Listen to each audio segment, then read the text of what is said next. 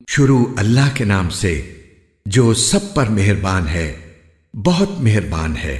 بڑی شان ہے اس ذات کی جس کے ہاتھ میں ساری بادشاہی ہے اور وہ ہر چیز پر پوری طرح قادر ہے، جس نے موت اور زندگی اس لیے پیدا کی تاکہ وہ تمہیں آزمائے کہ تم میں سے کون عمل میں زیادہ بہتر ہے، اور وہی ہے جو مکمل اقتدار کا مالک، بہت بخشنے والا ہے، جس نے 7 آسمان اوپر تلے پیدا کیے۔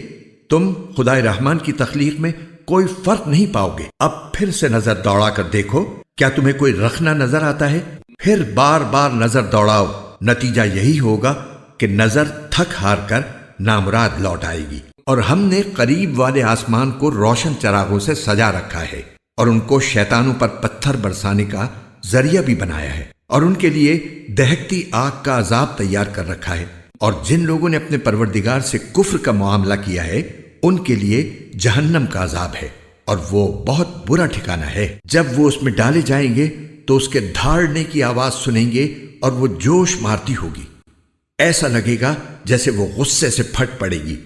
جب بھی اس میں کافروں کا کوئی گروہ پھینکا جائے گا تو اس کے محافظ ان سے پوچھیں گے کہ کیا تمہارے پاس کوئی خبردار کرنے والا نہیں آیا تھا؟ وہ کہیں گے کہ ہاں، بے شک ہمارے پاس خبردار کرنے والا آیا تھا، مگر ہم نے اسے جھٹلا دیا اور کہا کہ اللہ نے کچھ نازل نہیں کیا، تمہاری حقیقت اس کے سوا کچھ نہیں کہ تم بڑی بھاری گمراہی میں پڑے ہوئے ہو۔ اور وہ کہیں گے کہ اگر ہم سن لیا کرتے اور سمجھ سے کام لیا کرتے تو آج دوزخ والوں میں شامل نہ ہوتے۔ اس طرح وہ اپنے گناہ کا خود اعتراف کر لیں گے۔ غرض پھٹکار ہے دوزخ والوں پر۔ اس کے برخلاف جو لوگ بن دیکھے اپنے پروردگار سے ڈرتے ہیں، ان کے لیے بے شک مغفرت اور بڑا اجر ہے۔ اور تم اپنی بات چھپا کر کرو یا زور سے کرو، سب اس کے علم میں ہے، کیونکہ وہ دلوں تک کی باتوں کا پورا علم رکھنے والا ہے۔ بھلا جس نے پیدا کیا وہی نہ جانے، جبکہ وہ بہت باریک بین مکمل طور پر باخبر ہے۔ وہی ہے جس نے تمہارے لیے زمین کو رام کر دیا ہے، لہٰذا تم اس کے مونڈوں پر چلو پھرو اور اس کا رزق کھاؤ، اور اسی کے پاس دوبارہ زندہ ہو کر جانا ہے۔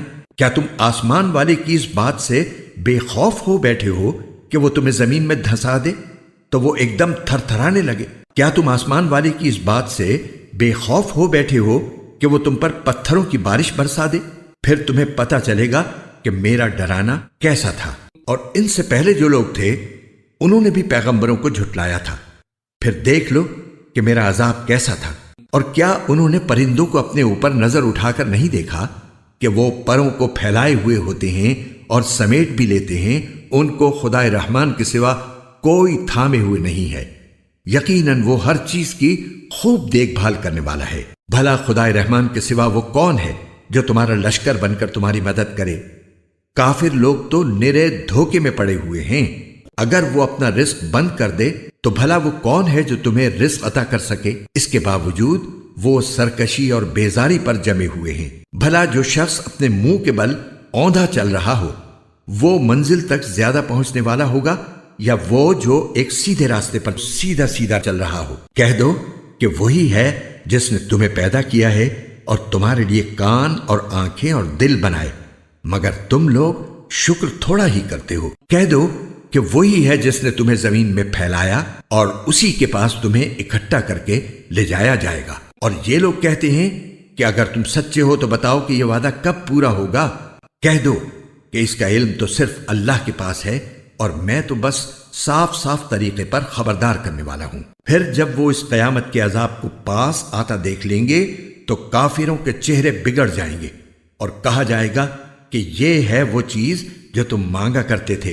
اے پیغمبر، ان سے کہو کہ ذرا یہ بتلاؤ کہ چاہے اللہ مجھے اور میرے ساتھیوں کو ہلاک کر دے یا ہم پر رحم فرما دے، دونوں صورتوں میں کافروں کو دردناک عذاب سے کون بچائے گا؟ کہہ دو کہ وہ رحمان ہے، ہم اس پر ایمان لائے ہیں اور اسی پر ہم نے بھروسہ کیا ہے۔ چنانچہ عنقریب تمہیں پتہ چل جائے گا کہ کون ہے جو کھلی گمراہی میں مبتلا ہے۔ کہہ دو کہ ذرا یہ بتلاؤ کہ اگر کسی صبح تمہارا پانی نیچے کو اتر کر غائب ہو جائے تو کون ہے جو تمہیں چشمے سے ابلتا ہوا پانی لا کر دے دے؟